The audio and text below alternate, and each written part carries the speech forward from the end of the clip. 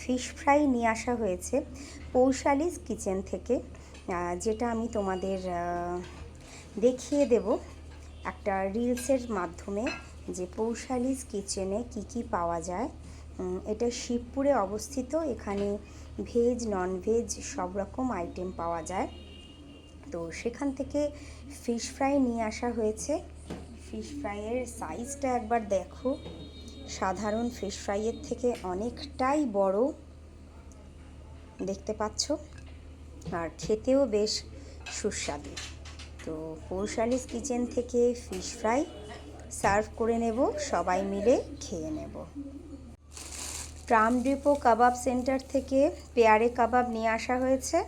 এটা আমরা মাঝে মাঝেই খেয়ে থাকি, খুবই সুস্বাদু। ছোট্ট একটা স্টল, কিন্তু পেয়ারে কাবাবটা খুব ভালো বানায়, সেই কারণে ওখান থেকে নিয়ে আসা হয়েছে পেয়ারে কাবাব।